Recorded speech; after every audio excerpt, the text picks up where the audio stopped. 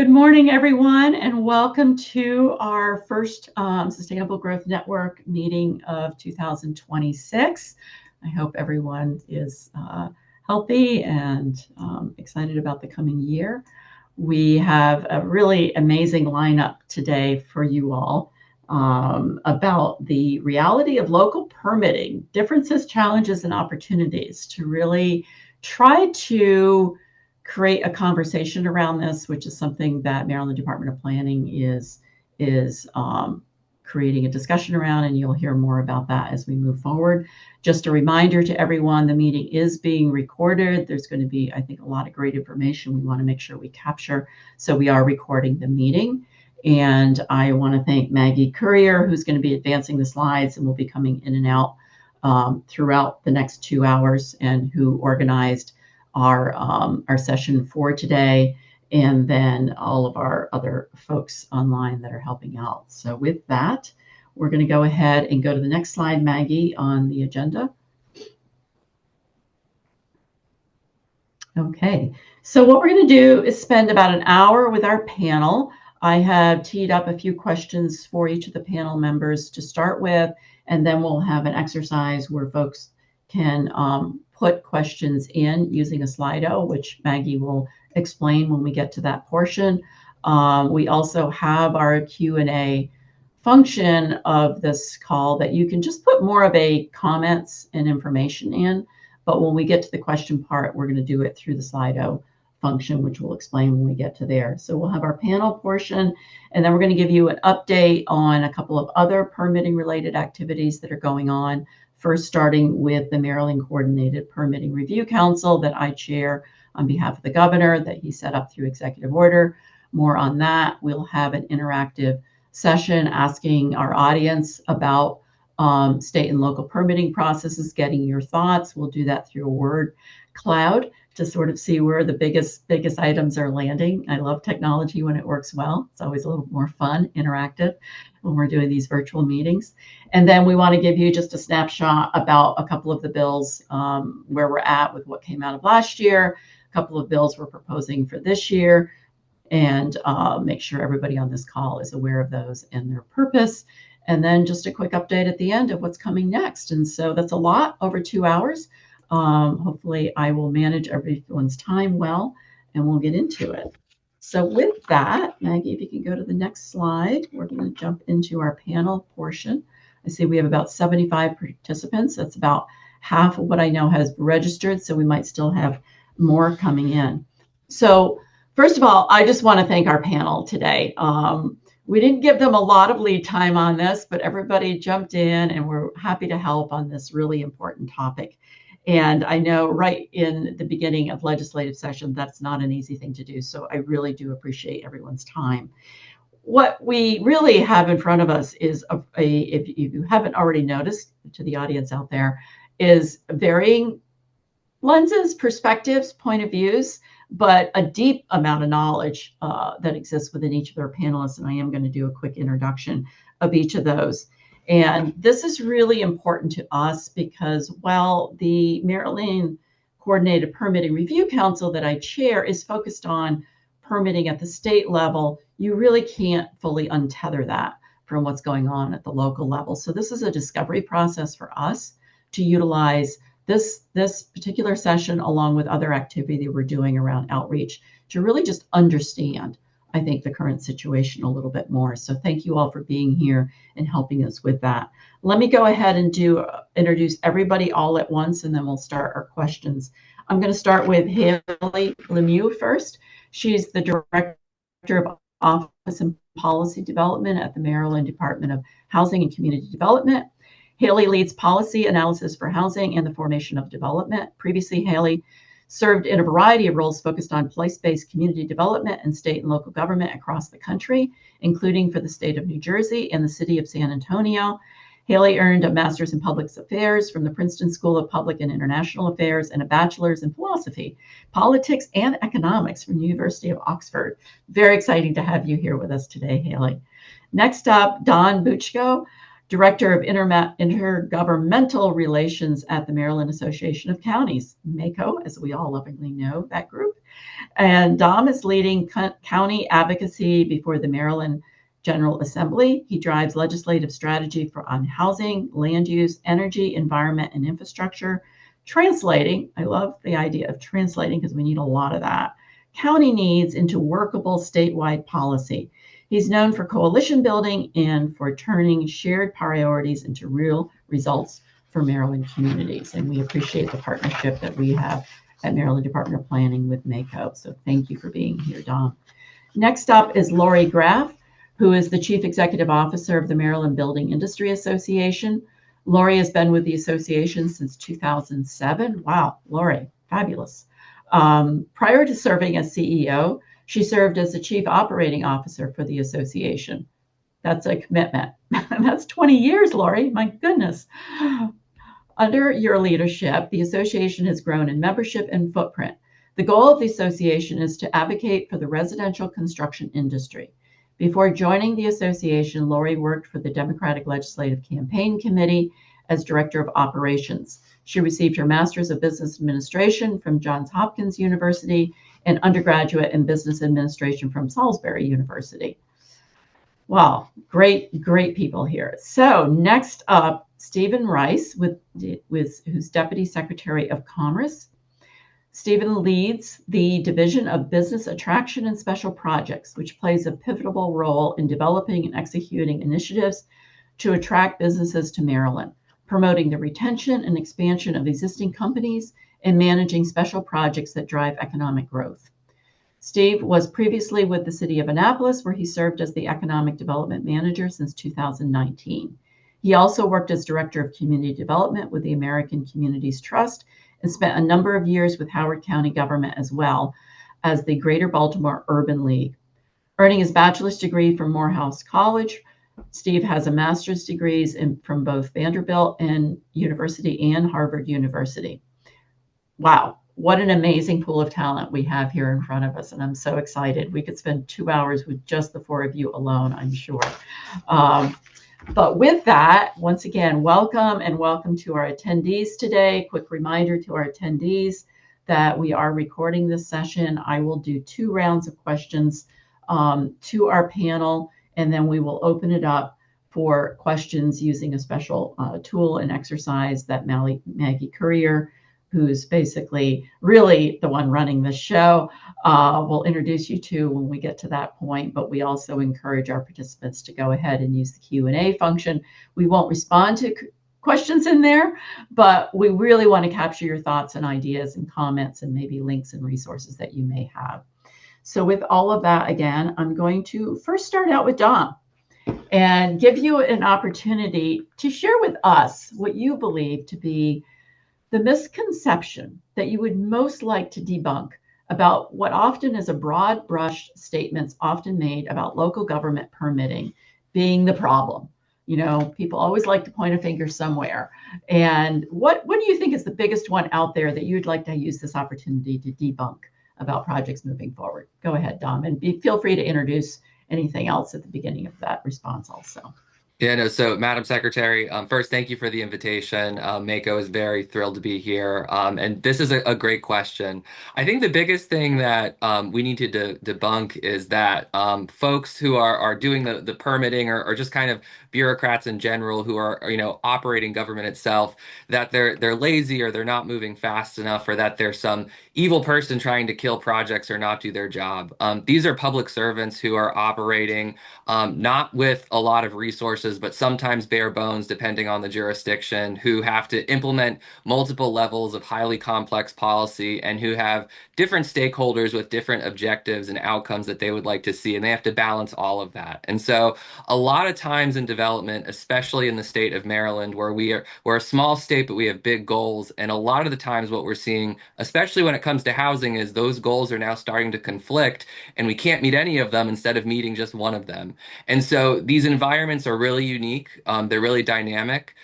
Explanations are not excuses. We do need to move forward and build more housing and local government. We are, here to be a part of it, and we're excited to be a part of it. But we also have to recognize the environment that, our counties are faced with and that we're working in. Wonderful. Wow, I didn't time you, but I think you definitely kept to that 3 minutes and really hit some key points. Thank you, Dom. So we're going to go to Haley next. And Haley, and I think particularly with your background, doing some work across the country, my question for you is, we know we need to produce more housing in Maryland. I think if anybody is living in Maryland and hasn't heard that message loud and clear, we have to address the shortages that exist. Well, we know there's multiple barriers to accelerating production, including permitting hurdles. Are there good case examples you could share with us from within the state or outside that are working, that could be transferred to Maryland or other localities? And another way to put it is, if you had a magic wand, if there was something that you're seeing elsewhere that we could apply here, what would that be? And also, again, feel free to also do any other additional introduction of yourself. Go ahead, Haley. Absolutely. Thank you, Secretary Flora.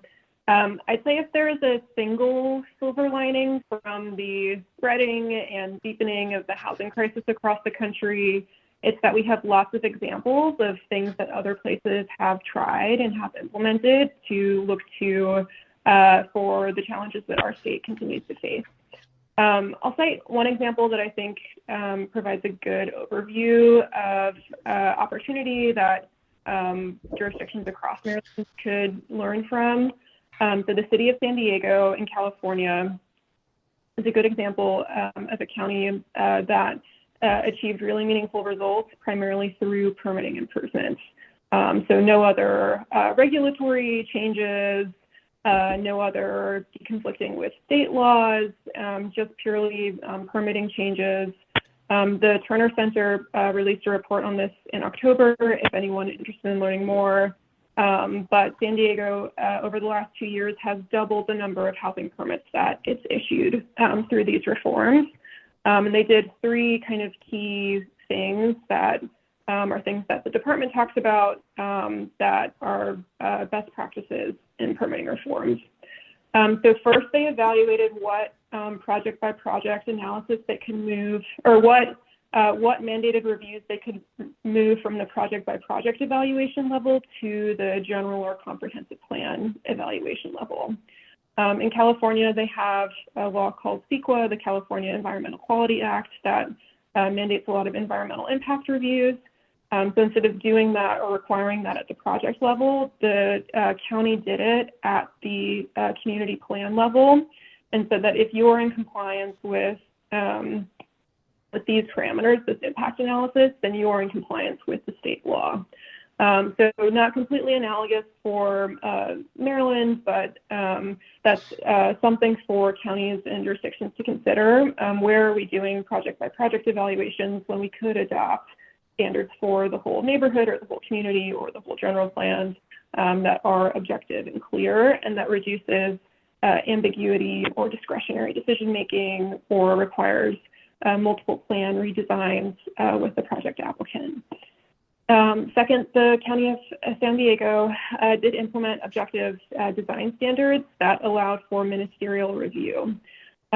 So they, across the board, look to reduce project level discretionary decision making as much as possible through establishing preset criteria, particularly on design standards, which really helps both the developer applicant to know what the expectations are, to meet those expectations, and also really helps the government reviewing staff, where there's also no ambiguity at the staff level of, does this meet our guidelines or does this meet our criteria?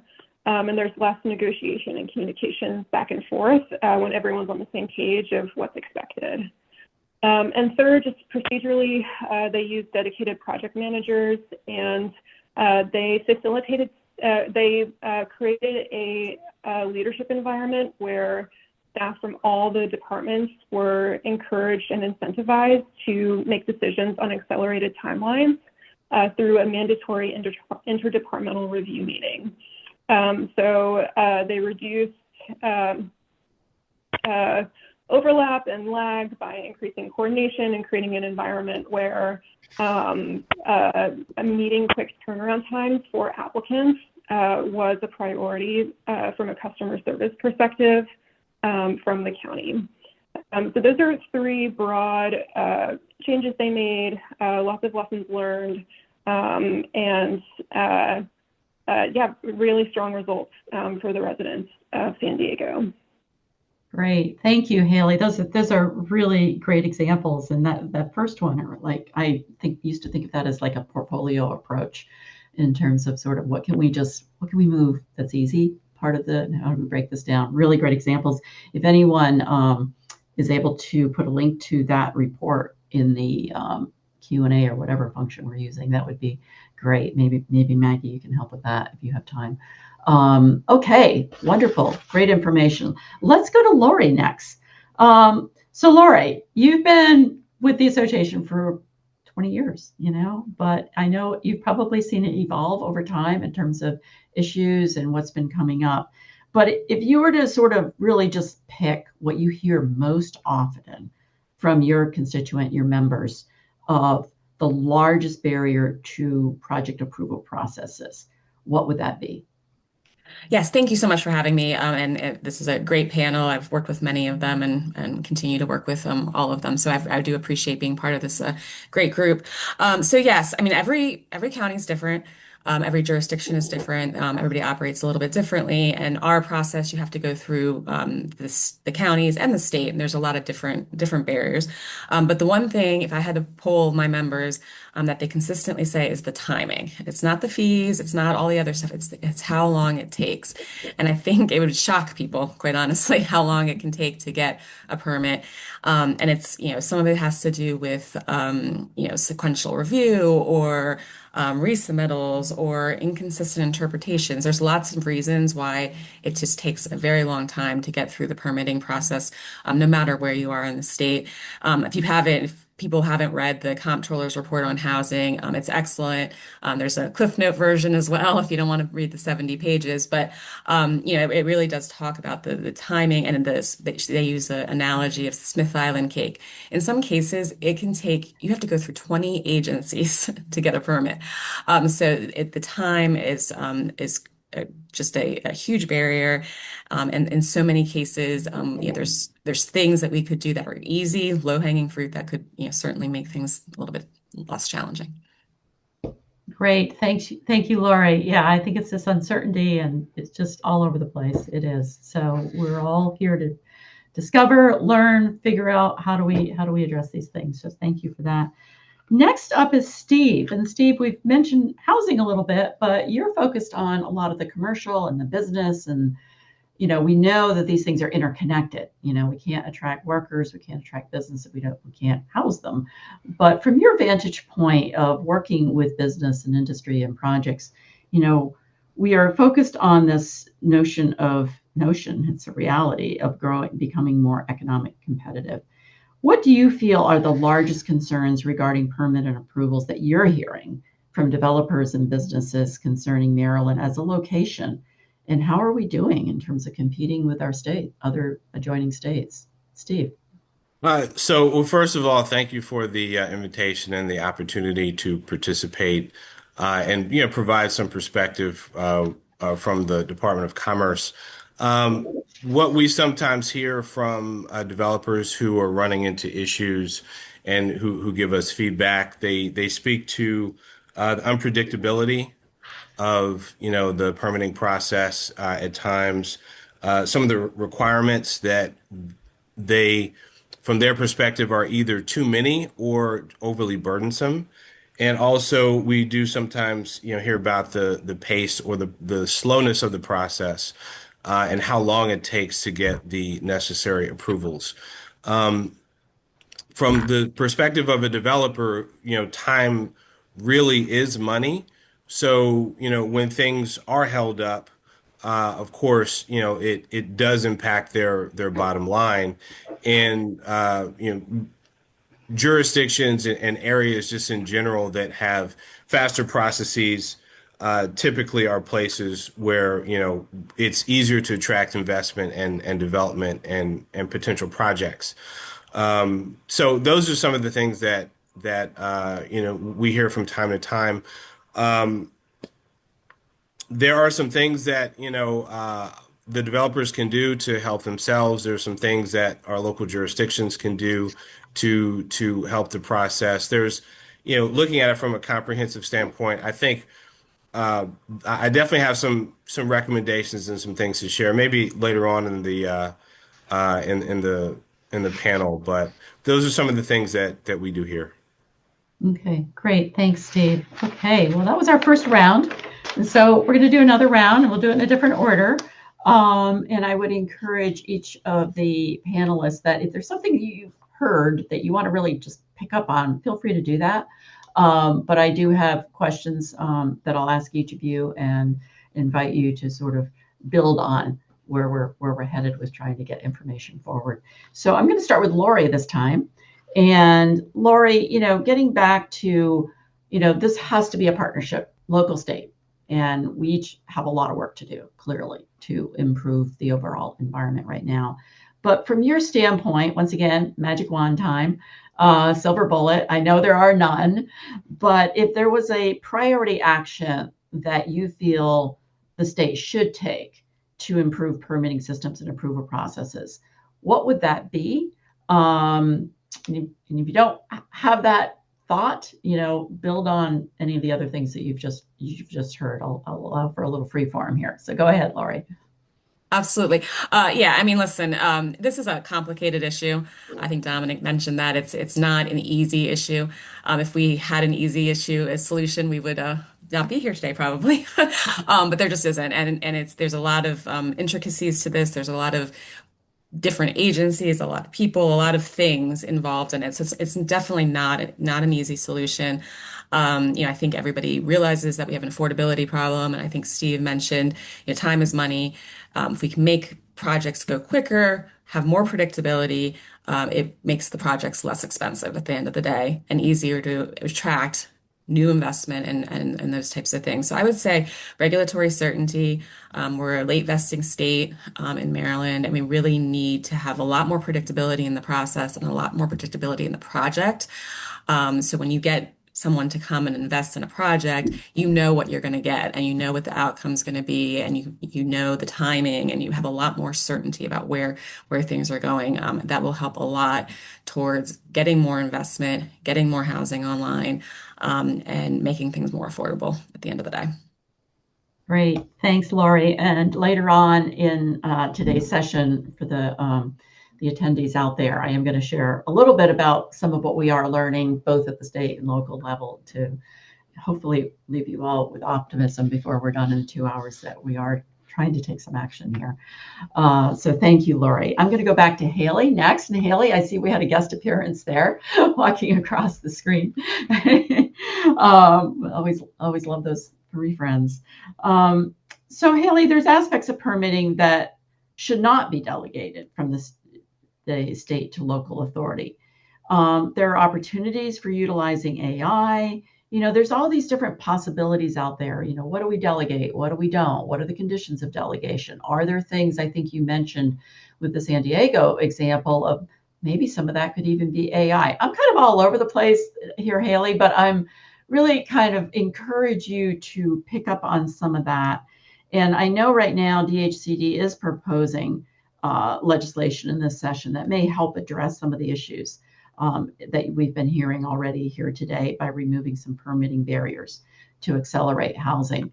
But, picking up and building on some of these other national examples, some of the tools that we may have out there, what DHCD is doing to tackle pieces of this, just go ahead and respond, I think, to where you feel like, from your vantage point, you're kind of zeroing in on a few things through legislative process. Yeah, absolutely. And please forgive my very rude furry coworker for her interruptions. But yeah, I think building on Lori's point, Maryland is currently a late vesting state, and DHCD is working closely with Senator Augustine and Delegate Baylor, who have introduced a bill called the Housing Certainty Act. which will change that. It'll improve regulatory certainty to ensure that housing projects for Maryland residents are evaluated under a consistent set of rules over the entire project review process. So when you submit an application, you're reviewed under rules that were in place and adopted at the time of that application submission. That's the regulatory change that the bill would make, which will ultimately result in lower rents and lower house prices for Marylanders. I think the question of what level of government should these decisions be made at is a good one. I think from my individual perspective, it's all about outcomes for Marylanders, which level of government can produce the best outcomes on this question for Maryland residents, and particularly on housing costs. The decisions that are made in one jurisdiction impact residents in another jurisdiction. So if County A isn't permitting a lot of housing, that influences housing prices in next door County B. And to me, that's a really strong case for why deliberation and discussion at the state level on these kinds of issues, where consistency across the state provides a real tangible benefit. It makes investment more attractive, which makes capital less expensive, which at the end of the day impacts all of our pocketbooks. That's a really strong case for when state intervention is appropriate and necessary, especially when your housing costs are being influenced and you're not enfranchised on those decisions that jurisdiction next door is making. On the last question on AI, I think absolutely AI is a really interesting tool for permitting review in the state. There's been some development of specific tools for local jurisdictions to do permitting review and code reviews using AI. Broadly, AI is good at problems that are repetitive and data heavy and error prone, so lots of applications and permit review processes. This is something that we're actually implementing at the state level currently. Our colleagues at the Maryland Department of the Environment are working on a pilot with Percepta to implement an AI self-service portal for environmental site assessments. So that's something that the state is doing currently with the explicit goal of reducing timelines for state review. The Department of DHCD does have some funding available through the Pro Housing Grant. We received $7 million from HUD, and $5 million of that is going to be deployed through competitive subgrants to local jurisdictions. And a key focus of those competitive subgrants will be permitting reform improvements, especially pilot programs that could be replicated statewide from a successful proof of concept. We don't have a timeline yet on when those competitive subgrants will be announced, but we're hoping as soon as possible. That's great. Wow. Haley, you did a great job of taking all of my pieces and connecting them into some really great information to provide to the audience. Once again, to participants out there, we'll work to ensure that some of these things being referenced, that we compile into links and information that we can share with others as we move forward. So next up, back to Dom with MACo. And, I think, do you have suggestions on how the state or larger counties at least could address areas with limited capacity for enhancing their approval processes? And in particular, I know, and then I also want to give you an opportunity to talk about your legislation, also the Bambi legislation, and what you're working on to try to address around these issues through that, and share with the audience a little bit of your thoughts in those areas. So go ahead, Dom. Yeah, so Madam Secretary, thank you. I'm actually going to kill two birds with one stone because I think it's the same answer for both. What can local jurisdictions do and how does Bambi enable that? So a little background here. What is Bambi? Probably one of the best housing bills you're going to see all session. So it's the Build Affordably in My Backyard Act, Senate Bill 267. 6-7 for the young folks in the audience. But it is a comprehensive effort that we've been working on all interim to really see, from our members, what do you need in order to build housing faster?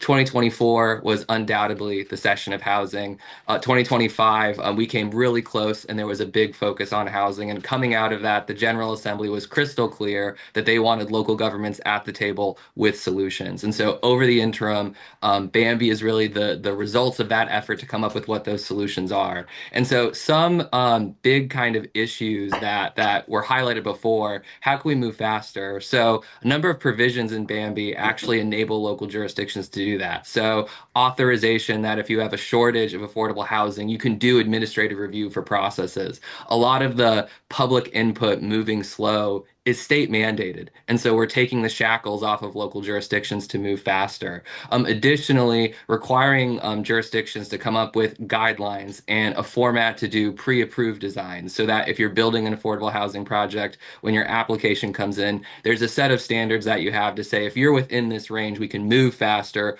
Or if you're going to use the same design over and over again, we have the framework to kind of move each approval faster, knowing that each application isn't necessarily going to be different. And additionally, and I'm happy that you guys touched on this, and Lori and I have been working kind of arm and glove since, since August, I think, on regulatory certainty language.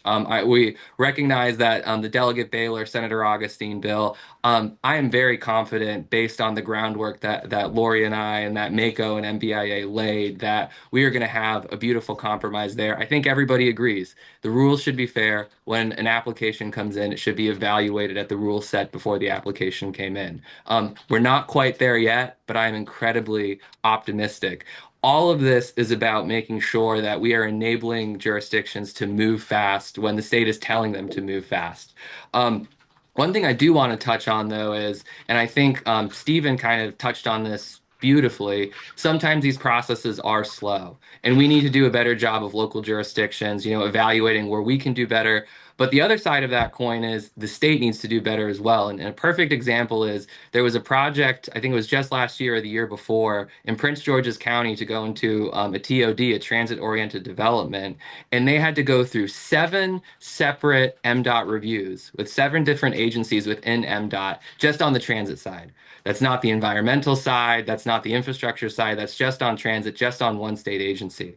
And so local jurisdictions need to do better, but also importantly, the state needs to do better. I think Haley also brought up a good point that I want to touch on, the question of consistency. I think she's hitting the nail right on the head there. Both state and local government need to be consistent. I do want to caution, though, we also have to recognize the challenges and the dangers of one size fits all. Each jurisdiction, each community is different. And there are factors geographically, economically, infrastructure-wise, capacity, et cetera, that we need to recognize. And we have to have the flexibility in our policies to make sure that, we can meet those challenges at the local level. So it's a balancing act between how do we be consistent, but how do we also have the right amount of flexibility? I think we can all agree right now there's work to be done there. And I think we're all united in trying to get to that final outcome. Wow, that's great. Thank you. I'm really excited to hear the level of collaboration, the level of agreement on some of the common issues. It's just in the what are the best methods? And yes, this notion that it is not a one size fits all, but there's pieces that probably could be. And it's all that sorting to figure that out and working together. So thank you, Dom. So back to you, Steve. I didn't mean to leave you to the last again, but maybe that gives you time to sort of take in everybody else's thoughts. And my what I'm teeing up for you is just, do you have thoughts on how we get to this issue of balance? Maryland's desire, and I've heard this in open meetings sometimes, I don't want anything to change. I want my community to stay the same, but yet the need to bring in more business and to grow this economy, because even keeping things the same require economic development and economic growth, or things will whittle away eventually. So what would you say to that? This gets back to that issue of balance, but to communities or folks or Maryland's out there about achieving this balance around how can we have growth and business and development, but still make sure we hold on to some of the values and some of the aspects that people treasure in Maryland. Do you have anything you'd like to be able to any thoughts on that, of how we approach that? Sure. I would just say for well, let me just back up for a second. I've had the good fortune of working in different communities, and Baltimore City, Howard County, City of Annapolis, and to Dom's point, all these communities are different, and there are nuances. And for instance, in Annapolis, historic preservation is front and center. Not as much in Howard County unless you're talking about Ellicott City or something like that.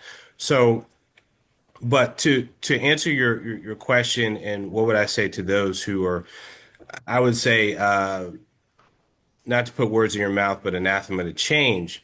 The truth of the matter is that change is inevitable, and I would just encourage people to get involved to the extent that they can, so that they can help to shape the change. And then the other point I'd like to make is that change is absolutely necessary, but more importantly, growth is required if we're going to continue to drive our economy forward, and more importantly, maintain and increase our quality of life. Uh, we need the growth, we need the revenue, we need it because it fuels our economy and our quality of life, and our standing. And many of our social ills are can be remedied if we have sufficient growth and sufficient opportunity. And so change is going to happen. It's just a question of how it happens, and if it's happening in the way that we want it to happen. And it's required for us to maintain our standard of living and to honestly improve it. Wow, well stated, Steve. I think that this notion of, issuing how do we maintain our quality of life? Well, we need to grow the economy if we want all the things that people always want. But appreciate that. Very nice.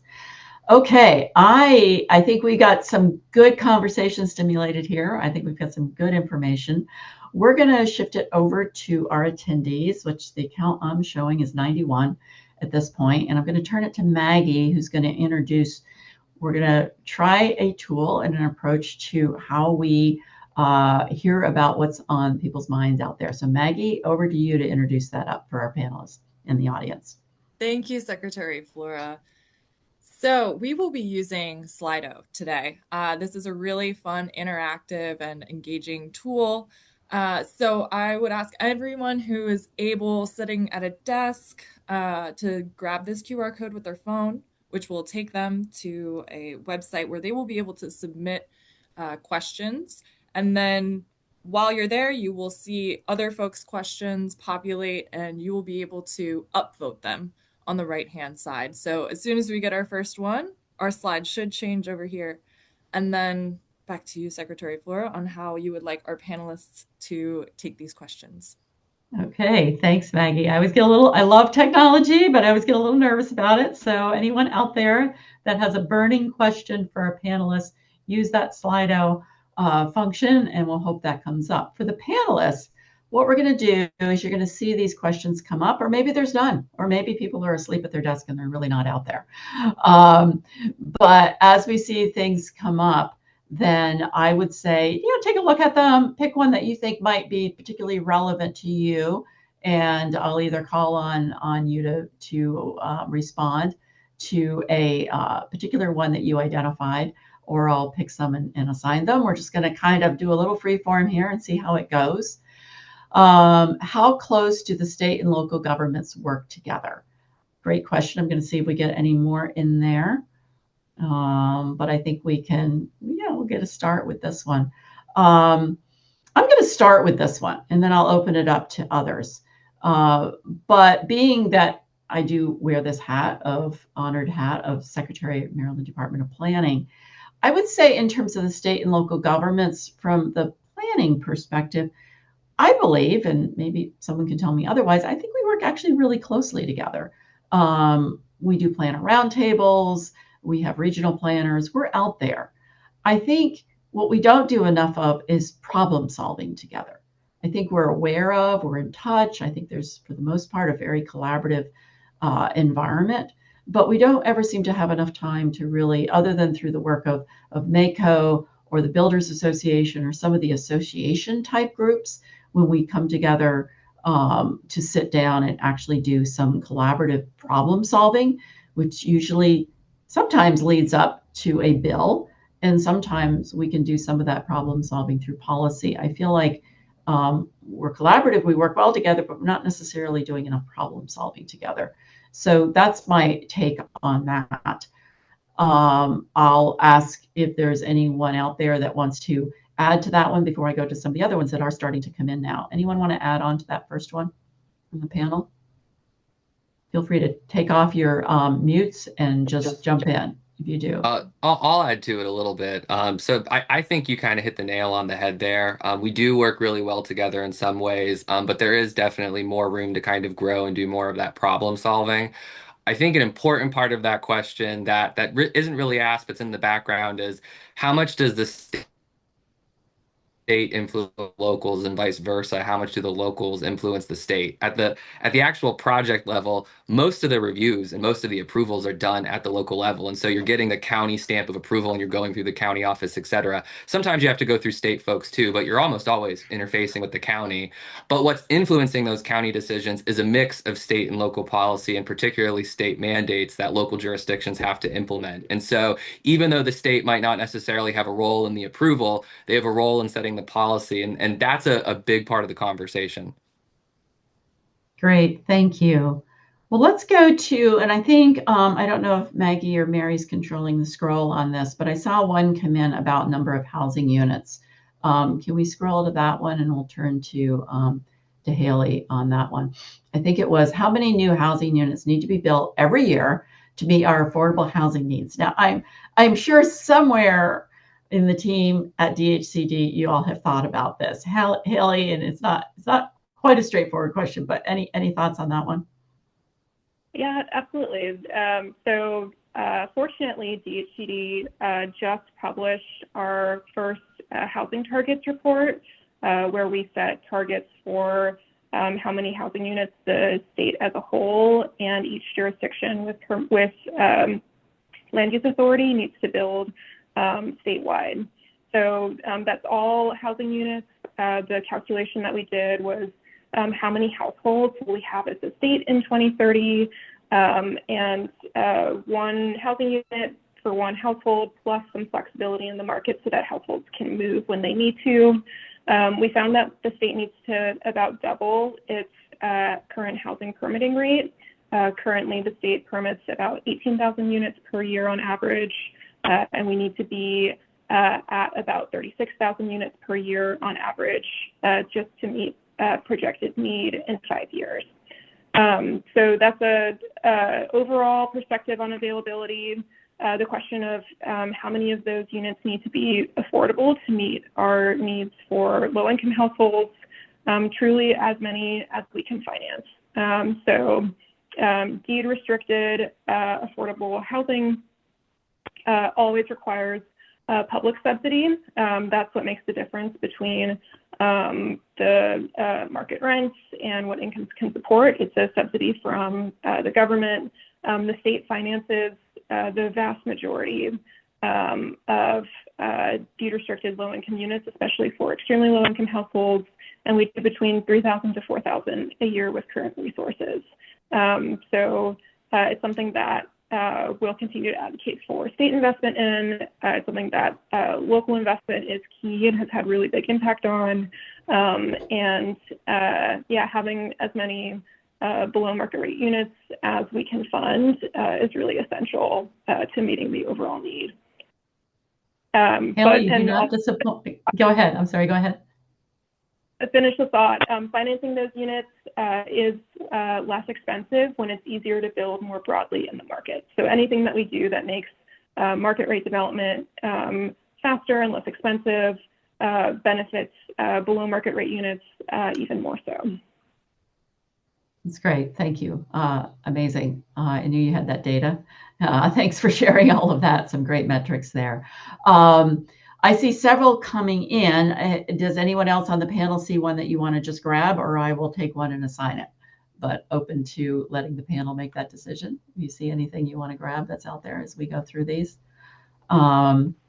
Okay, then let me go to one that, let me see. Let me take this one that says, how difficult is it to determine the actual problems happening with permitting when regulatory authorities are not always willing to share what's not working? That question could be applied to a variety of situations. And I think it's kind of some of what we're trying to get at. I think we have to stop the blame game, assuming that, it's somebody else. And this is really part of what we're doing through this process, through the Permitting Council, through trying to create a more, I guess, safe forums for people to really share what's going on. And the other thing, which you're going to hear about later in today's session, is some data we are collecting that was required through recent legislation that I think will also provide some insights in terms of some of the permitting processes at the local level, at least for 9 jurisdictions that are required to submit that data to the state of Maryland. So more to come later in this session about that one. But I think it's getting past the blame game. And that's what we're trying to do through these types of conversations, is to say we all play a part. And some people are handcuffed. Some people are handcuffed either by outdated regulations. Some are handcuffed by just simply not having enough capacity on the ground. And so there's a variety of issues that is extremely complex. Let me go to another one. Could we scroll down and see what else is coming in, just so we can get a good sense of what all is coming in? Thank you all for submitting. We are going to capture all of these if we don't get to all of them. Oh, I like this one from Miami. I'm a contractor in Miami looking to expand in the Delmarva, the Peninsula area. Our concern is permitting process is the lack of uniformity. Each city has a different process. Steve, I'm going to put you on the spot. If you have someone coming into your office or trying to recruit, how do you answer this? Or who do you go to? How do you begin to address this type of question coming in from people looking from outside the state? So actually, this kind of dovetails into some thoughts I have, and I'll try to be brief on what we can all do to move the needle and make things better. From the standpoint of developers, because I've worked in different jurisdictions and they are different, and they have nuances and they have different codes, it typically is easier to get things done if you're a developer, and I'm coming from the commercial, perspective. If you're using, local architects, local contractors, it's easier if you're using local land use attorneys and financing, vehicles, because they understand the nuances of that community and they, more importantly, understand the code. If you're coming in from an outside jurisdiction, obviously you can get things done, but getting up to speed on those local nuances and the nuances of that specific jurisdiction's code is critically important. And whether you do it yourself or you partner with someone who has the know-how, or you partner with someone who can educate you on how to get there. So that's something that developers and contractors can do to move the needle. The other piece is that when I was in the city of Annapolis, and also Howard County and other jurisdictions do this, they make it projects. They make themselves available for pre-application meetings. Pre-application meeting is when you come in, you have a project. You could be the developer, you could be the architect, you could be the contractor. You say, hey, this is what we're looking at doing. These are our thoughts. These are our high-level plans. And you get feedback from the Department of Planning and Zoning. That feedback is critical. Taking advantage of that opportunity to get that feedback is critical, because it sets the landscape, and you can eliminate a lot of problems on the front end if you get that feedback that you wouldn't have to deal with on the back end. And so take full advantage of that. These are some things that developers, contractors, architects can do to help themselves. Also, from the standpoint, and I'm just going to kind of talk about some of my things that I think are important, because I know we're pushing on time. Local governments, to the extent possible, I agree with what Dom said. These are people who are public servants and they are doing their best, oftentimes, like you said, Secretary Flora, with limited resources and capacity. Local governments, if we can invest more in permit reviewers, plans reviewers, uh, inspectors, plumbing, electrical, mechanical, that of course can help with some of the backlogs that we see when it comes to getting projects done.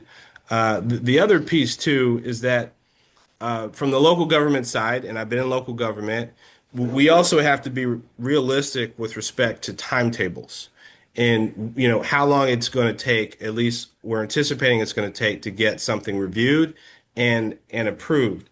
The other piece that I think can happen and be helpful in some local jurisdictions, typically what happens is projects come in, they get reviewed sequentially. If you have a fast track process for projects that might have an outsized impact on the local jurisdiction, and you have clear parameters about who's eligible for the fast track process, that's just another vehicle that can sometimes speed up project reviews, plans reviews, permit reviews, and ultimately get us to where we want to be, which is projects being completed faster.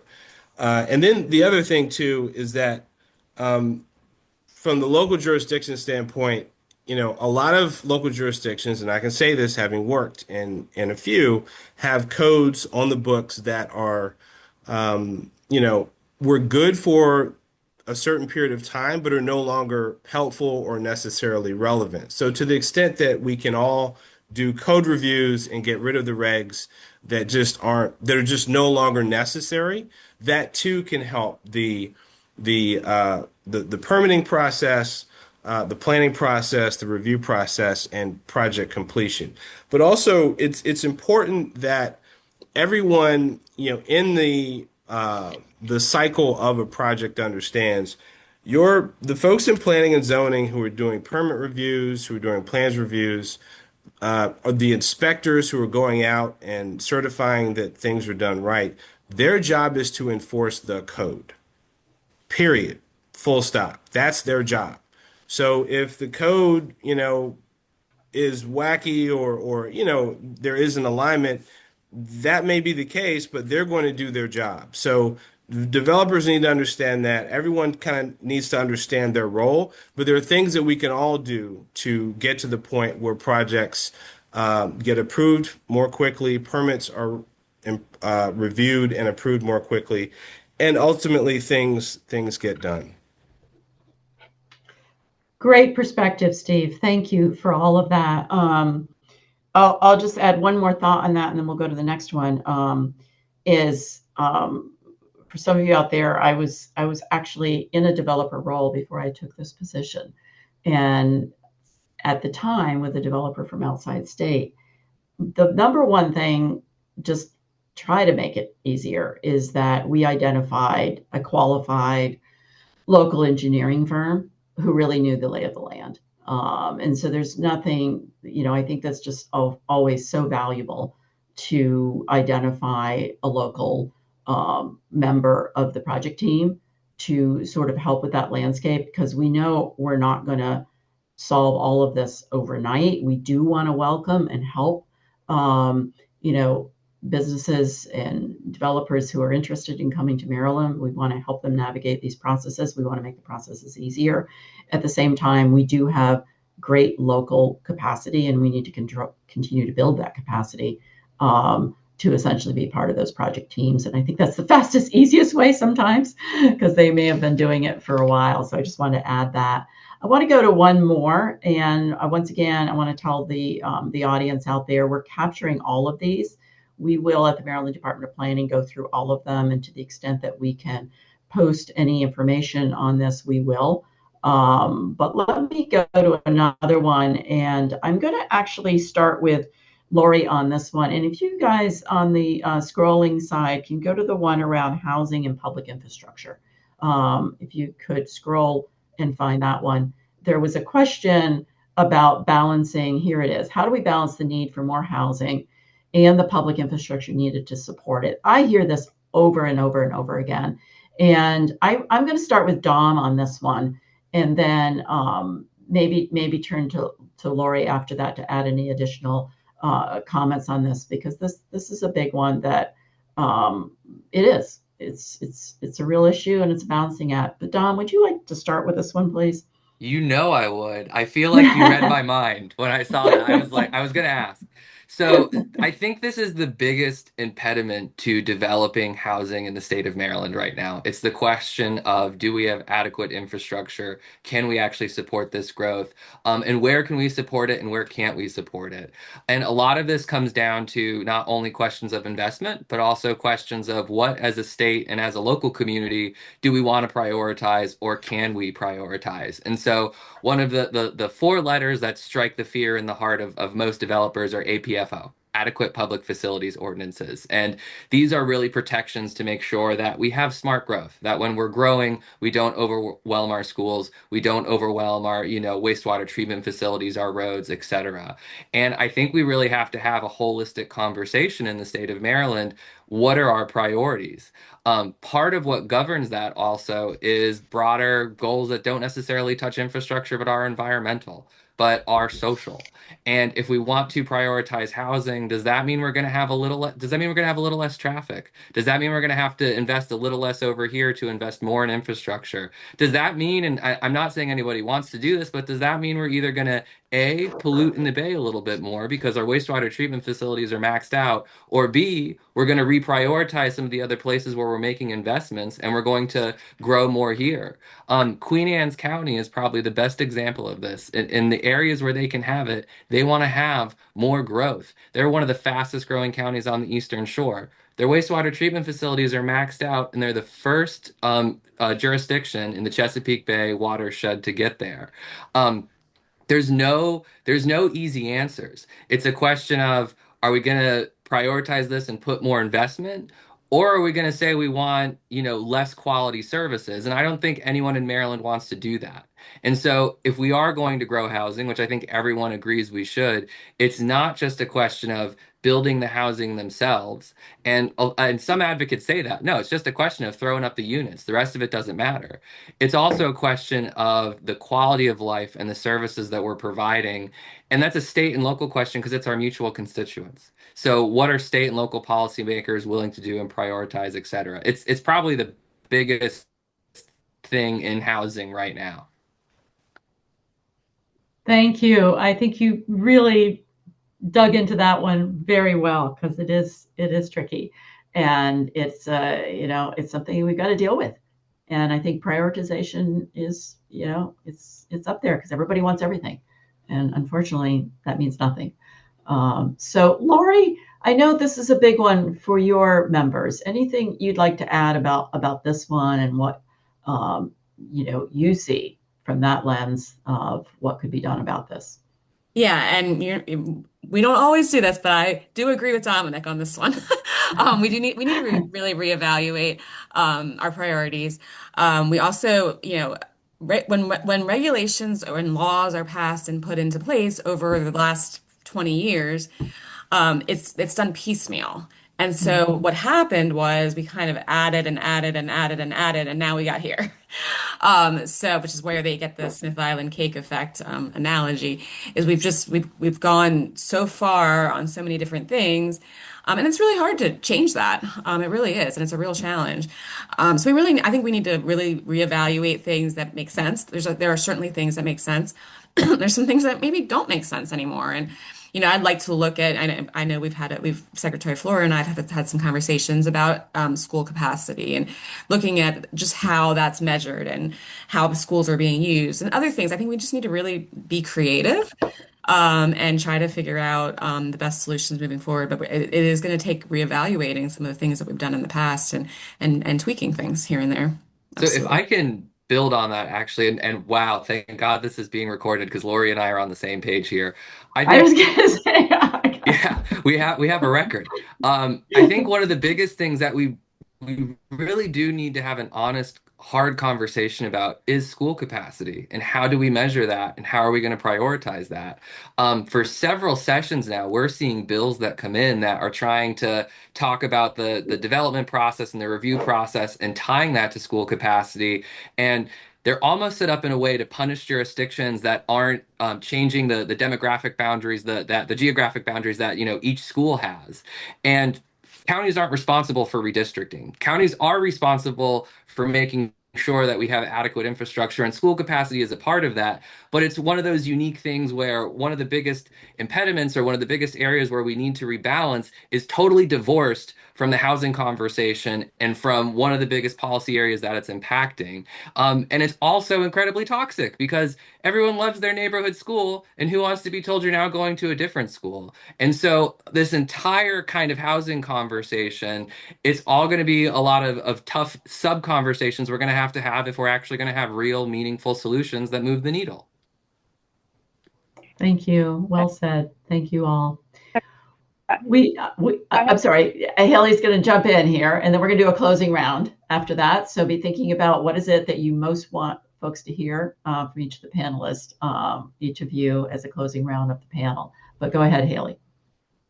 Absolutely. Just one quick thought here is that this is a really hard question for the state of Maryland, but it's also another question where we have lots of examples of jurisdictions that have been managing this well.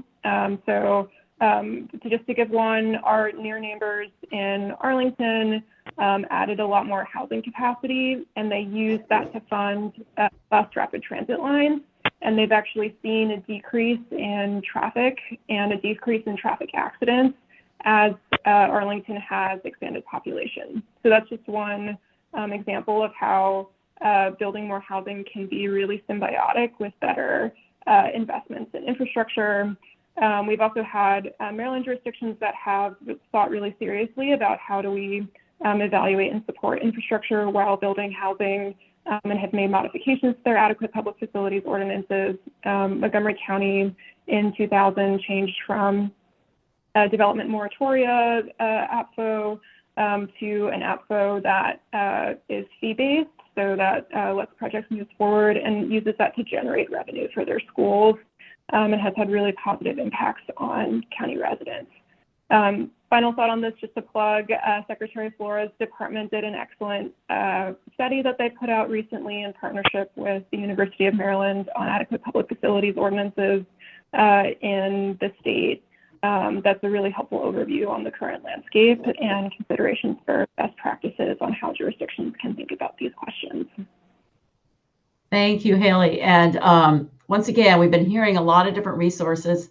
We're going to try to make sure we push those out, and then some of what I'll be presenting in the rest of our session, we'll touch on some of this too, but great response. I knew this one would be a hot one. So, okay, we're going to do a quick rapid fire closing round of the panel before we move into the rest of our overall session for today. And Steve, I'm going to pick on you first. Closing thoughts, suggestions, where do we go from here? What do we need to do? So, again, thank you for the opportunity to provide some perspective. I think that there are things that all of us can do to make the process easier. There are things that developers can do. There are things that contractors can do. There are things that our local jurisdictions can do. And if we work together with the same goal of, putting ourselves in the best position to move projects through that are good projects as quickly as possible so that we can have the impact that we all desire, I think we can get there. I think there's improvement for all of us, and there's room for all of us to move forward, to work together to get some things done. Thank you. Great. Thanks, Steve. Thanks for being here. So I'm going to go ahead over to Lori next. Closing thoughts. Yes, thank you. Yeah, I mean, I think we all have to work together. There is no silver bullet, and we've got a state, local, developers, everybody, we've got to work together to come up with some solutions. Housing is an economic development tool, and it is very important. I think, we talk about budgets, shortfalls, and all other things, and housing really can contribute to good things too. I know everybody's always like talking about NIMBYs, but it really can help with the economic development of these counties and the state.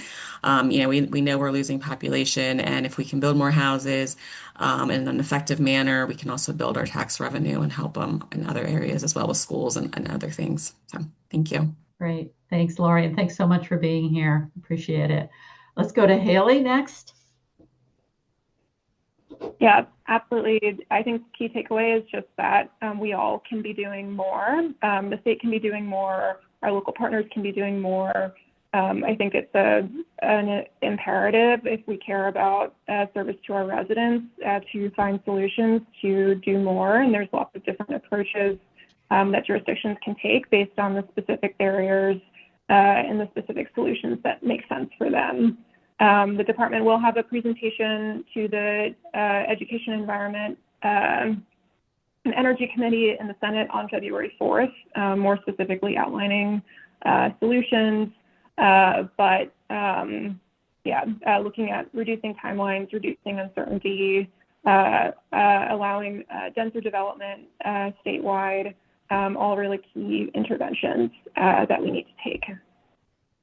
Great, thank you, Haley. And for folks, once again, look for that EEE presentation on February 4th to learn more about what you all are up to. Thank you. Okay, Dom, final word here from the panel. What do you want to share? I am very excited to see what work the General Assembly is going to do this year. Local governments have made housing a front and center issue. We've adopted it as one of MACo's top 4 initiatives. And through Bambi, we have introduced the most comprehensive pro-housing package of any local government organization in the country. Counties are really leading on this issue. We are partnering with the governor's office. I am beyond optimistic that by time the hearing or pretty soon after the hearing, you are going to hear about compromise language, and local governments are going to be hand in glove with the state to solve this big issue pressing Marylanders everywhere. So I am excited. I am optimistic. And, the work continues. We got 80 days to go. Love that enthusiasm and optimism. Thank you so much for closing our panel with those thoughts. Thanks so much. I am going to, once again, just thank everybody. I think, in terms of what I'm hearing, there's a lot of opportunity for improved coordination. There's a lot more we have in common in terms of where we want to get to than not, but it's going to take a coordinated effort. I think part of what's happened, I think someone alluded to this earlier, is there's been a lot of piecemeal approach for decades. And that's why we've ended up layer upon layer, the Smith Island cake of regulatory that we're trying to kind of sort through now and figure out what do we need to undo responsibly. But it really starts with a coordinated effort. So I'm just thrilled to have all of these perspectives here today for this panel to, in some respects, kick off the 2026 session and get everybody thinking about let's go to the common goalpost here. So thank you all. Okay, the panel is off the hot seat. I hope that you'll stay with us, but understand if you have other things, but hopefully stay with us for the next part of continuing that thought of optimism. So if we could advance to the next slide, I am going to take us from this great conversation to share a few things of what is happening, in addition to some of what you just heard. And one of it is at the state level, the Maryland Coordinated Permitting Review Council, which I have the honor to chair. Next slide. This council was created through an executive order that was released in December of 2024. We weren't given a lot of time, but we basically said we got to get in there and start making some things happen. And so it's all about the governor's economic competitiveness goals. And the council is one part of that executive order. It is made up of all of first of all, let me just step back for a minute. Keep in mind, it's about infrastructure and place-based projects. So it is about those more development-oriented type projects. Is what our focus is on. This is not like licensing and other aspects of state permitting, really focused on priority infrastructure and place-based projects. You can see some of the objectives there. The council members are this interagency set of agencies that are either involved directly in permitting or in review, which is different, or some of the funding type agencies like DHCD, Commerce, even Maryland Historic Trust that's under the Maryland Department of Planning gets kind of both sides of that through tax credits. And then we also have the Department of Information Technology, because there's multiple aspects to how we tackle, really starting before the state can point fingers. We need to really understand what our processes look like, how are they working, and that's the intent of this. We also felt that it was incredibly important to get local perspective.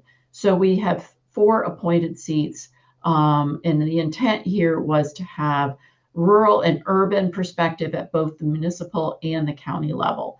And so we have these 4 seats that are also represented on the council. We've been meeting monthly since last April, and we are moving through what has been charged to us at a pretty rapid pace. Next slide. Our structure is shows up on the next slide. Just to once again, this is an executive order. It starts with the council as the oversight and the accountability arm of what we're doing. But then beneath that, we have a working group that is actually named in the executive order. And this is where the staff level permitting at the agencies are all interacting in a very coordinated fashion, really trying to bring together how can we coordinate better as a state. I think that one example we heard earlier of what was it, 7, an inordinate amount of different approvals just in MDOT alone. When you combine that with all of the approvals across the system, it can be overwhelming. We also stood up a technical design task force because there's really 2 sides of this coin. It's not only the processes and the the regulations and the permits, but then how do we utilize and leverage technology in a very big way that we're going to share with you. Maryland Department of Planning is charged with being the administrator of all of this and essentially the facilitator, the staffing of it. I chair it. We also oversee the website that's being created for this and ensuring that we're meeting all of our requirements through open meetings. These council meetings are open. So that gives you a sense of the structure. Next slide. I am going to move through this pretty fast because you'll be able to find some of this on the website. But I wanted to at least expose this audience that's interested in this topic to know about this effort that is going on. So in terms of the deliverables, you see them down the left-hand side. We are moving our way pretty fast through all of those as a pilot, keeping in mind that we've not only stood up the council, we've put together criteria for the selection of pilot projects, and I'll go through each of these different categories in our next few slides, doing reporting, all of that, and standing up some internal tracking systems and public-facing dashboard, which I'll share a couple slides on. Ultimately, where we're leading to right now, in addition to all of these deliverables, is a final report to the governor by the end of June. And this webinar today, along with other efforts that we're taking on, will help inform what goes into that final set of recommendations. Additionally, in the text box that you see in blue, we've decided as the Maryland Department of Planning, as we're creating this more horizontal cross-sectional lens, that there's a lot else about the story that we need to try to tell in those recommendations. And so we are basically looking at local permitting case examples. Those are being presented at each of the council meetings so that we can learn from some of those, understand what localities are doing, and they're learning from each other. So that's been important. We're already beginning to reach out to Lori and others on this panel about a developer roundtable so that we can begin to get deeper into insights and ideas, solutions of ways that we can improve the system and include that in some of the recommendations that we will be making. Our pilot projects are basically our own focus groups about with each different project. And then we're kind of digging in, once again, not to judge or to score anybody, but to really understand the individualized state permitting systems also, and to essentially be able to have some better idea of an inventory of what is going on right now across the state in our permitting systems in this regard. And then, of course, we know that in this pilot year, we can't solve this. All we can do through this discovery process is come up with what we hope will be a solid set of recommendations for the governor to consider. But part of that, there are technology aspects of that can be on a whole spectrum of possible solutions. So we're working closely with Do It also to really understand the technology side of how do we improve our systems. So next slide. I'm going to just take you through a few of those deliverables that I just mentioned. The first one is these are the 6 pilot projects that were identified through criteria approved by the council, and then the 6 projects were approved by the council.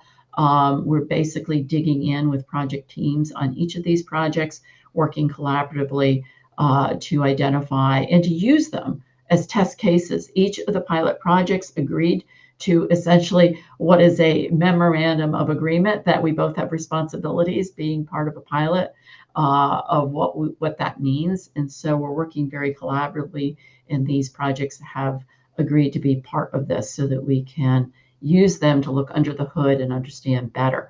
The group is a very diverse set. We really set out saying we wanted very small projects and very large projects. We wanted them across the landscape of Maryland to the extent that we could with just our small sample size, begin to really make sure that we understood as much as we could from these 6.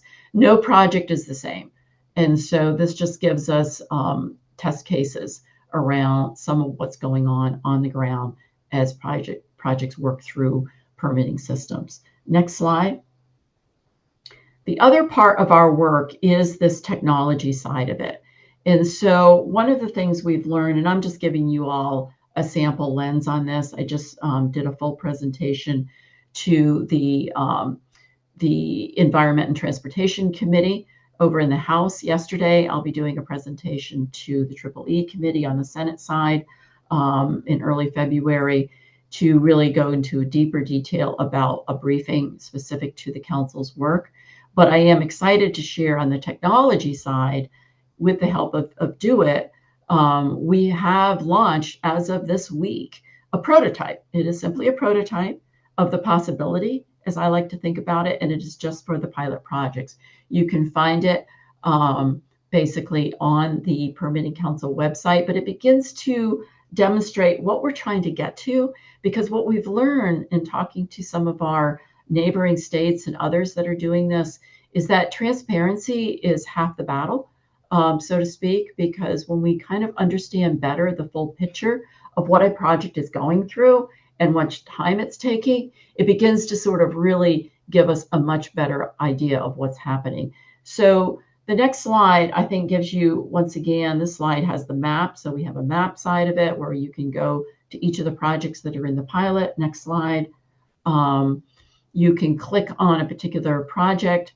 And the next slide, which I hope is coming up soon, will give you, there we go. If you go to that dashboard, you can basically just tool around and see what is possible.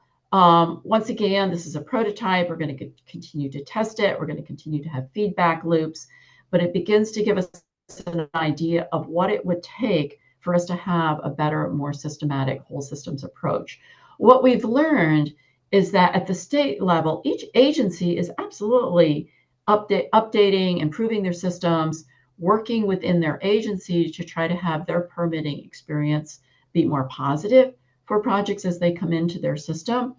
But what we're trying to do through the council is to really understand what that experience is for a user, for a project team that's essentially needs to have a portal to look at that whole experience across all of the permitting agencies. And this begins to capture that. If you are a project, how many projects, where are all my permits? What am I doing? How do I look at this from start to finish? How many permits, the tracking? You can essentially click on different parts of this dashboard to not only click down into a particular permit, but also really understand where it's at in the system. And so without going live with the dashboard right now, I just really wanted the audience to be aware that as of this week, it is up and running. It is just a prototype, and it's going to continue to be tested for pilot projects only. But it gives you an idea of the vision that we're trying to undertake at the state about how these systems could be working much more transparent and working together. In the best of all possible worlds down the road, maybe there's a way to at least link in some aspects of local permitting, but we're really focused right now on state permitting. Next slide. The other set of deliverables, if you think about it in these different buckets of, the process, the system, the permitting council, how we're trying to look at that, the technology side of the equation, and then there's the accountability side, the reporting and the accountability of what we're learning. And that is through the quarterly reports we've been doing. We just issued our third one this week also and posted it. It's on the website and accessible also. In those quarterly reports, we try to identify for the governor what's been accomplished in the last quarter, update on how the pilot projects are doing. In this particular edition, we did do an update on the tracking system and public-facing dashboard, our milestones, and who's involved. And so that's been how we've been approaching that. We've been doing regular updates to not only the economic competitiveness sub-cabinet, but also the economy performance cabinet of the governors, and just trying to ensure that we're keeping everybody informed and engaged along the way as we've been doing this. Next slide. At this point, with only a few months to go before we get to at least what we've been charged with as our sort of end goal, is these preliminary recommendations to the governor. Technically, we have until July 1st. My hope is to have this to the governor by the end of June. If you can imagine, the timing on this is very much such that we can have recommendations that will be broken down not only by what could be simple ones around internal processes. This isn't an audit, though. I want to be really clear about this. This is just things that we find by looking across the system of ways to improve processes. What are policies that could be improved? And then what are the statutory limitations? How are we handcuffing the system by maybe outdated statutory or duplicative requirements, and then those technology improvements that could be made? And so we're looking at how do we approach this in terms of our recommendations. At the same time, the timing is such that we already are looking at 2027 session. We're already looking at fiscal year 28 budget. So we want to be able to put enough in there with this timing so that we can already be thinking about what does that mean for the coming year. That relates to the tech system solutions and options. It will be options because we don't want to overbuild the tech solutions. We want to make sure we get to a point of just right. What's the right set of technology solutions? How can they be phased in? Some states are phasing this in agency by agency. Others are doing some of what we're doing with taking a more holistic approach, but there is no perfect solution and they cost money. So we'll be looking at options in partnership with Do It and our other agencies to figure out how do we best approach this to have a better system from a technology standpoint, but then also from a process and policy standpoint. We're also going to look at how's the council been working? Has this been effective? What does that look like for the future? We were stood up as part of an executive order. How does this, where do we go from here? And so that'll be part of this also.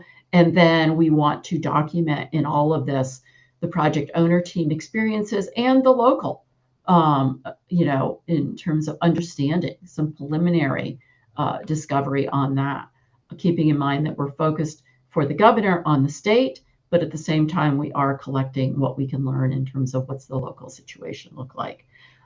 So that's where we're headed. We're really fast tracking this, trying to capture as much as we can with a very small team and essentially no new budget to try to get as much done as we can so that we can get these recommendations to the governor that will be meaningful and have impact. And wanted to share that all with all of you that might be out there on this call. So I'm going to stop there and let you point you to the website for this. You can get to it through the Department of Planning under commissions, permitting council, and then we'll also include that in our follow-up if it's not. It's been linked in the presentation also. So next slide. The other update we wanted to give you of hopefully leaving with some optimism here is what's happening on the local permit reporting. Once again, part of the process to be able to have a better understanding of what's out there. And there have been two bills introduced, one in 2024 and one in 2025, that I'm going to ask Chuck Boyd, our Assistant Secretary of Planning, who's been taking point on this in terms of the mandate that was given to us related to this bills, of what we've been learning so far. So over to you, Chuck, and just let us know when you want your slide advanced. Go ahead.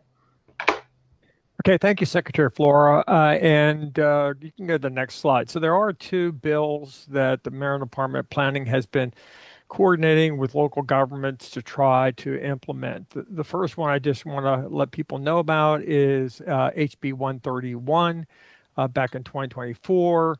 And this deals with, and there's a list of those jurisdictions, jurisdictions that have over 150,000 population, that they are to report to the Maryland Department of Planning some statistics about their development and permit application process. And so they're specifically required to give us a number of projects, particularly number of units, and then some information about the review times, mean, median, and standard deviation. So we convened a group of the various representatives from the different agencies shortly after the bill was adopted and tried to work through the language of the bill and developed a template, which is on our website with our annual report guidance. So you can go to the next slide.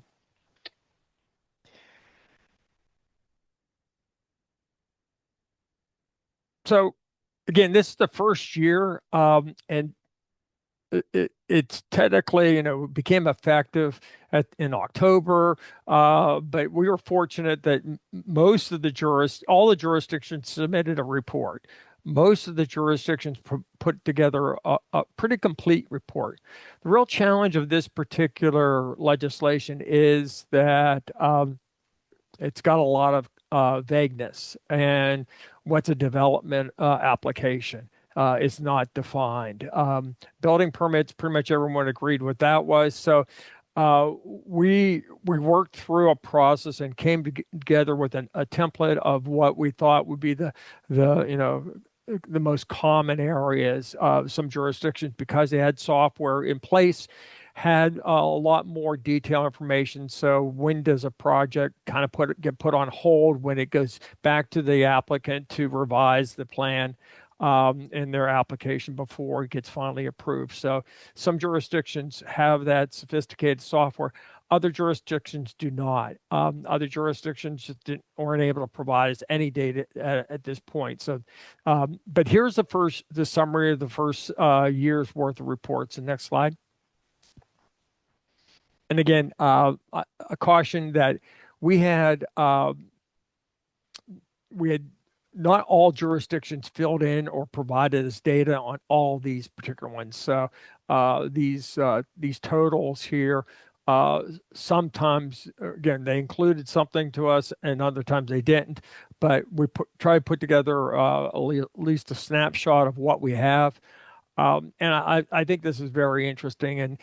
And I did take statistics in college, but so I know what a mean is and a median is. I know what a standard deviation is, but trying to then figure out how do I put average of means or average of medians and average of standard deviations. I'm not sure I did the right thing here, but at least you have a sense of high and low. And one of the takeaways that I noticed from this process is that because development review process is so different, the pre-building permit aspect of it, you obviously see that the number of days that it takes to get through that process is much greater than it is a building permit process, where it's much more defined. You have pretty much a set standard of the International Building Code. So we're going to continue to work with our local partners in refining and getting data, and some next year's information will be hopefully more complete and robust. But it's certainly something for us to build upon and to start to pour into the details of it. So I just want to let you know about that. Next slide. The other one, which I'm very excited about, and if some of the folks that are on this have been working with me since 2022, this has been a pet project of mine.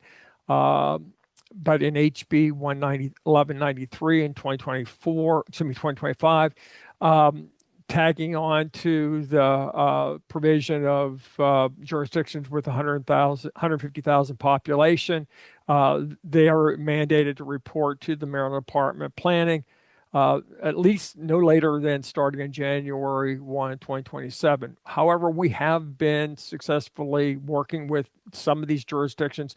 I want to give a shout out to the Baltimore Metropolitan Council. They have been doing this for over 20 years. So we were able to get a lot of the jurisdictions that in the BMC area already on board. So we have already 7 of the 9 jurisdictions in the we're getting reports. We actually have report of data of 2020 for all of 2025.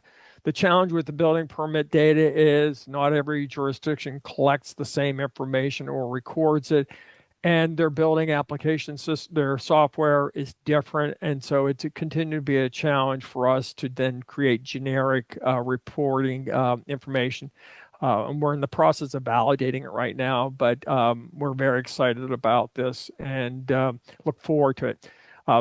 This particular law requires us to provide an interactive dashboard, which includes a map, and we're nowhere close to getting the map, but theoretically, we will be able to geolocate all permits or a certain set of those and be able to display them on an interactive map. So, but the next slide will show you a dashboard of some of the stats. And again, this is still rough, but it's really exciting. All jurisdictions are to report on the cost of construction. So we are tracking not only new units, but all accessory, what's called additions, alterations, and renovations, AAR.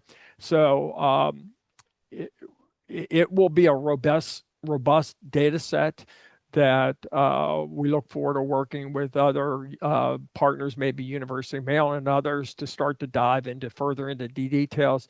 We'll be just doing the dashboard, but we'll make the data available for others to start to investigate. But it really will help us find out where the investments are occurring throughout the state, what's going on, housing mix, et cetera. So it's a really exciting opportunity for us to share more of what's going on at the local level. And again, I want to thank our local partners in that effort. It's been a long road, but we're starting to see progress at this point. So thank you very much, Secretary. I'll turn it back to you. Great. Thank you, Chuck. Appreciate it. So we're going to give folks an opportunity to kind of lean in. We've got another tool again, and both basically on what do you think? Let me see. Let's go to the next slide. We have 2 word clouds we're going to form from folks that are out there. One is around state permit challenges, and the next one will be about local permit challenges. And I'm going to turn it back to Maggie to tee this up once again for what we're looking for here. Okay, everyone. So it'll be a very similar process. You'll use your phone or in your web browser, connect to this poll, and then in 1 or 2 words, answer the question. And as we get responses, they will populate on our screen here. Now, if you see a word about a permit or review that really resonates with you, I would suggest also putting in the same term. As we get the same terms, that will increase in size and will create a very dynamic looking word cloud.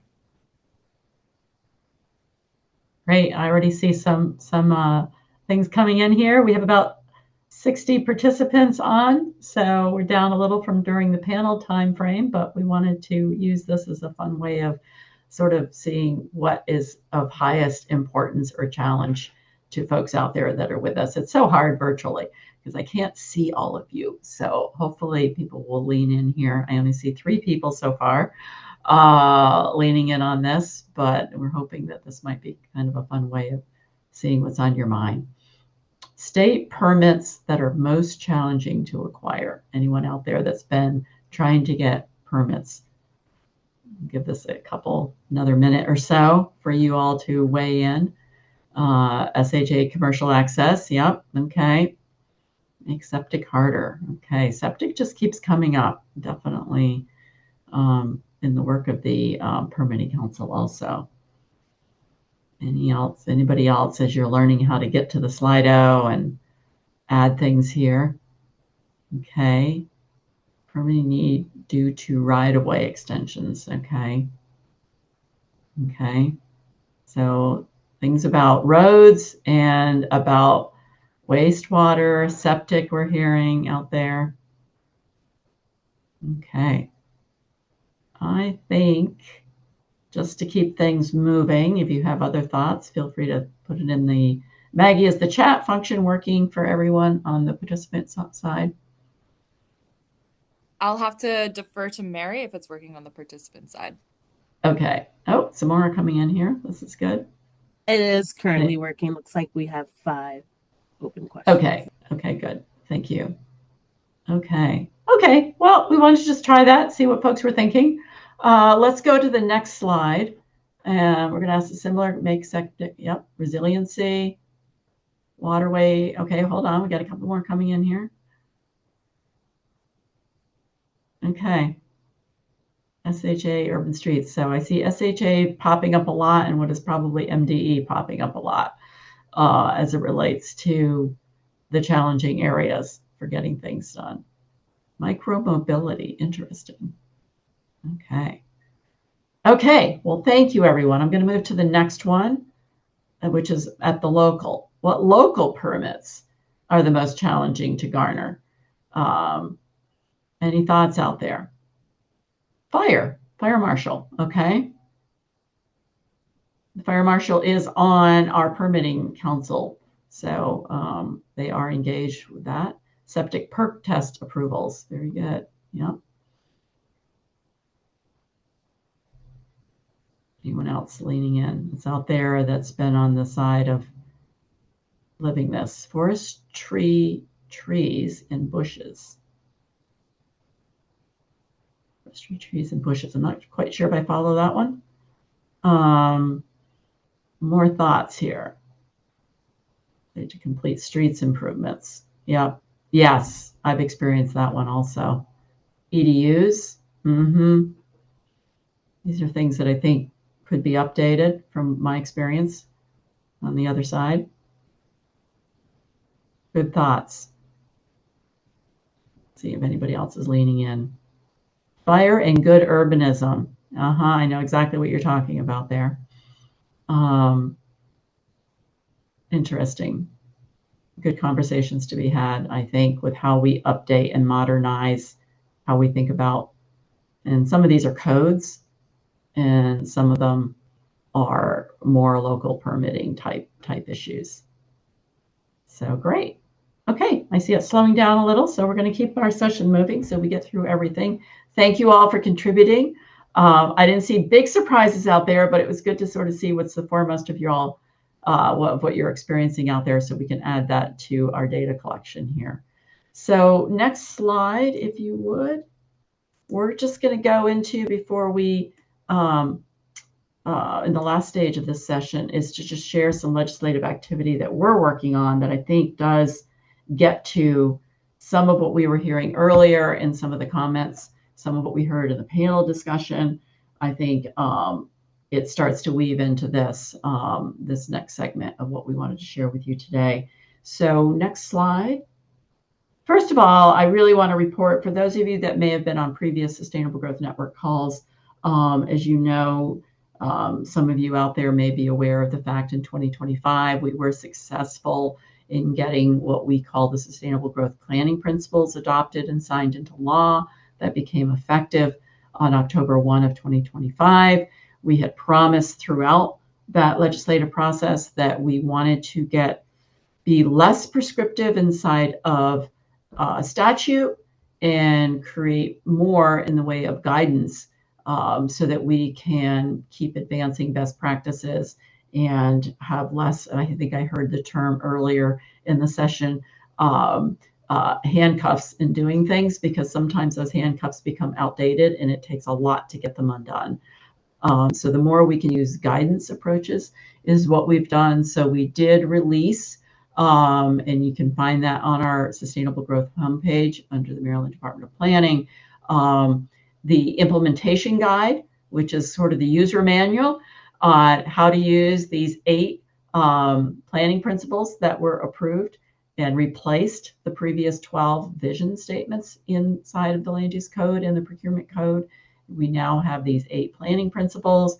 We have an implementation guidance on our website, and then we've also created on that same Sustainable Growth homepage a dashboard, because inside of those we have some themes I'll get to in a minute, and also case studies, examples that we're continuing to grow, and then other resources. So we really want to just point you to the fact that we were able to put that together to support the approval of the planning principles and to support the legislation that we're embarking on for 2026 session also. But next slide, before I move into 26, just to also give you a sense of the 2025 commitments we made around implementation, not only to be able to attract what we are now defining as sustainable growth in the state of Maryland, and we have put together metrics associated with that are included in our dashboard and in the implementation guide.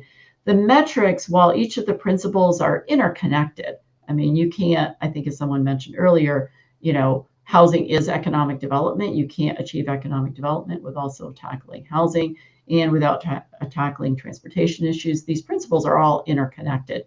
But we also wanted to keep alive 3 cross-cutting themes in how we measure success. And those themes were human well-being, climate mitigation, and economic opportunity. So if you take a moment and go to our webpage and learn more about what we're doing to support implementation, you'll see those cross-cutting themes as they relate to some of the metrics and ways in which we're measuring progress. And that's so that we can continue through these guidance, adapt to fast changing markets, and have the ability to really keep up with best practices and not be overly restrictive inside of our regulatory side of things.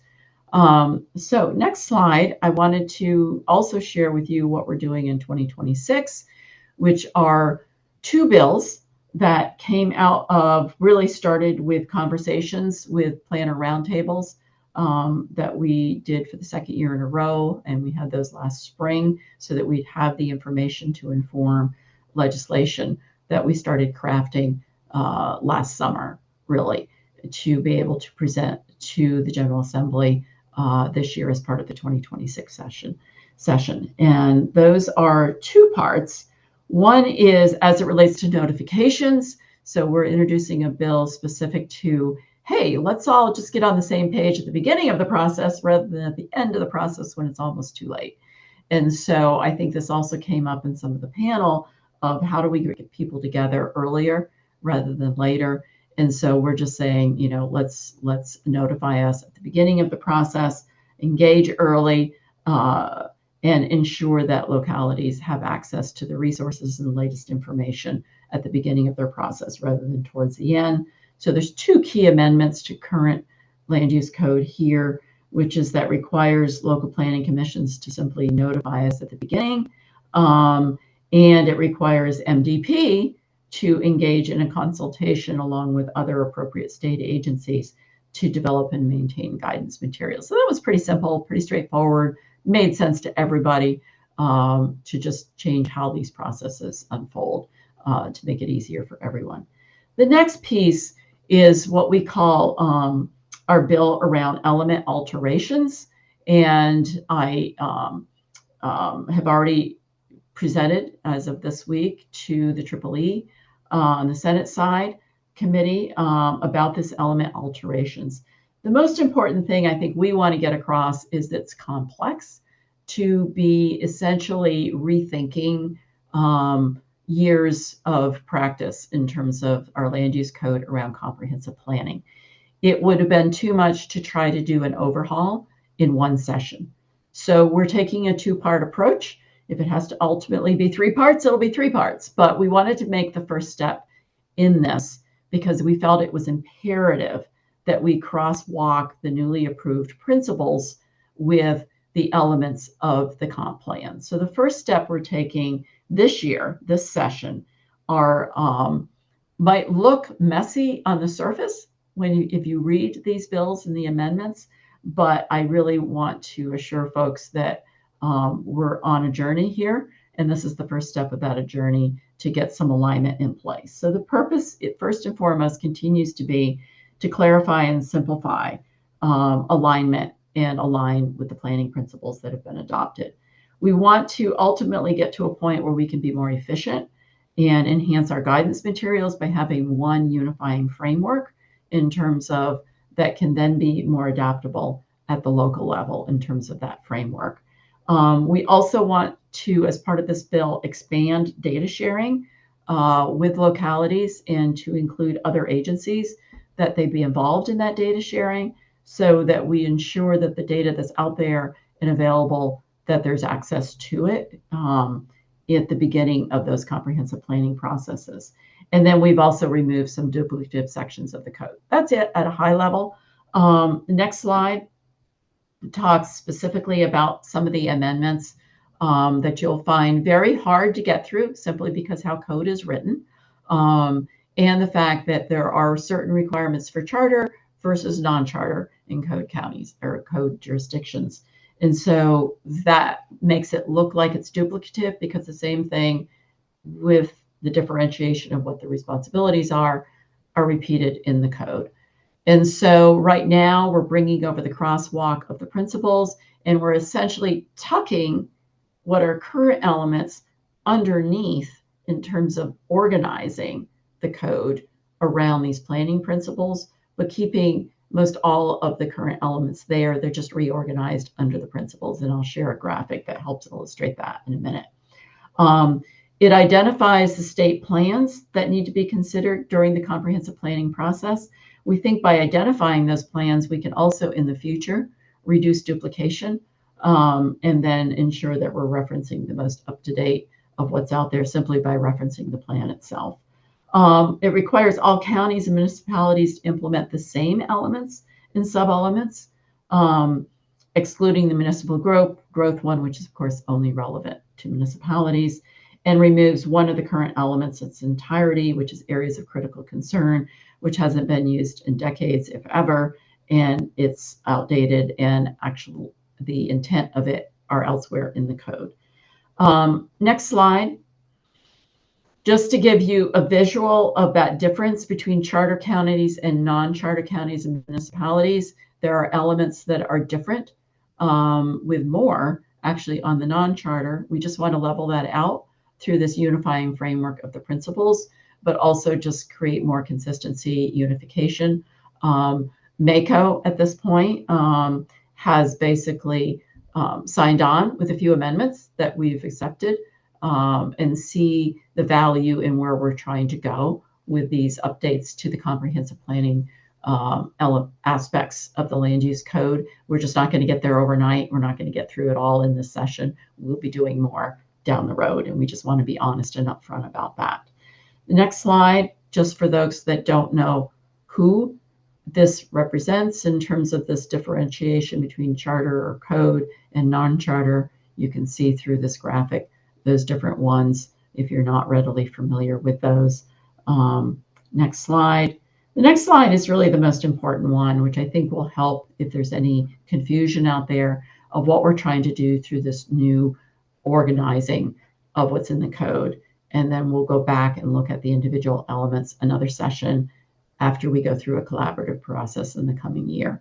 But basically, as we went through each of the principles, we were able to tuck each of the existing elements to make them sub-elements under each of the 8 principles. In some cases, the principle and the element are one and the same. There already was a transportation element. There already was a housing element. We're just trying to organize and align with the principles so it's the same as what's in the other section of the code related to comprehensive planning. And you see how these all line up, which is sort of the translation, the easy way of understanding what's happening in that in those amendments and how they're written into the legislation that's being put forth. So next slide. But this gives you an idea of where we're going. We started out by reframing smart to sustainable growth utilizing the 3 pillars of sustainability as we think about growth in the state of Maryland. We started with basically that reframe, and through the renaming of the Sustainable Growth Subcabinet, and how we refer to no longer smart growth, but sustainable growth in the state of Maryland. We took the next step last year in terms of the planning principles, replacing what were the visions with the planning principles. That was approved also. And now we're in this next step of crosswalking and ensuring that there's alignment and unification, leading us towards this path of creating a more simple, more unified, aligned code as it relates to comprehensive planning in this aspect of it. So that's what's proposed right now. Our team is moving through that legislative process in collaboration with others, and we are right in the thick of it in terms of making presentations. And if you have a group or an organization out there that would like a presentation, I'd be happy to, we're happy to set that up with you all to help understand this. But we do anticipate a continued path forward in terms of continuing our process. And this speaks to this other notion of let's ensure that what we have on the books in the regulatory, particularly statute, makes sense in terms of what we're doing and what we're requiring. So that's where we're headed. Next slide. The reason we're doing it in 2 steps is we do feel that it's imperative to get started now through this simple realignment. And we already have communities out there that are in their comprehensive planning process starting to reference the sustainable growth principles. We want to ensure that other communities that are starting their process have the ability to start utilizing the principles in this manner. And however, I want to assure folks that if you're out there, you're midway, we're not going to move the ball on you.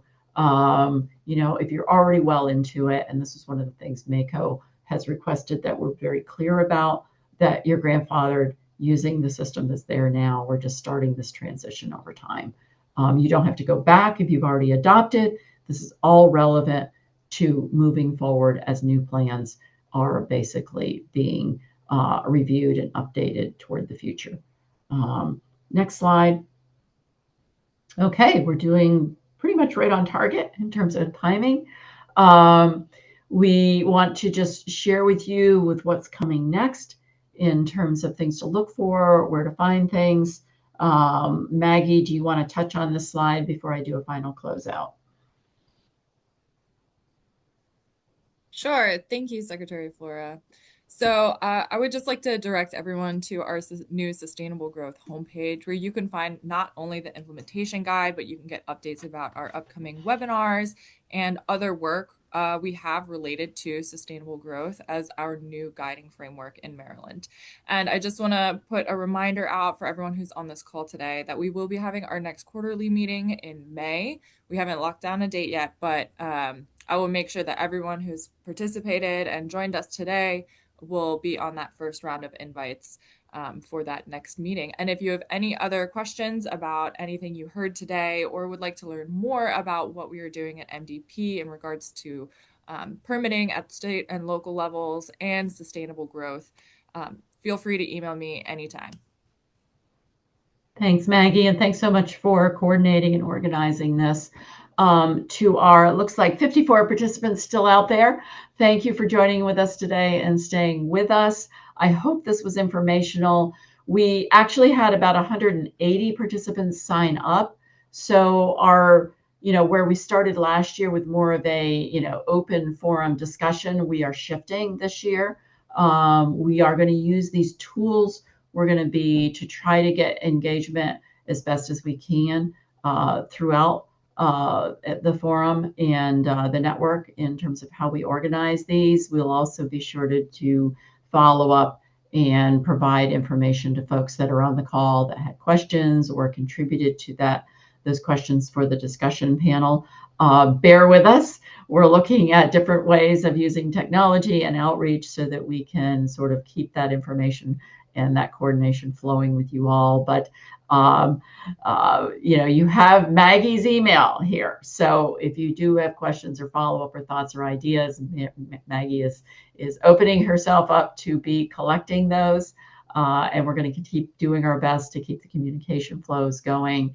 And in terms of those webinars, I know our best practices team, led by Joe Griffiths, is putting together that webinar calendar for this year, which are the ones that you can get CEUs around and continue our commitment to advance best practices in Maryland, both on a training and sharing and lessons learned side of the equation, while at the same time, we're trying to advance through policy in regulation and working with our partners on that side of the equation so that we can really move Maryland forward as much as possible to create thriving communities.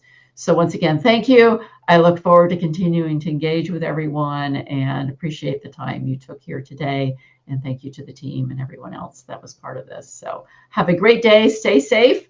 We've got some great winter weather coming, so be careful out there. Be safe. And yeah, I hope you stay tuned for the session ahead and hopefully come out of it with some really great policies. So thank you all. Take care. Goodbye.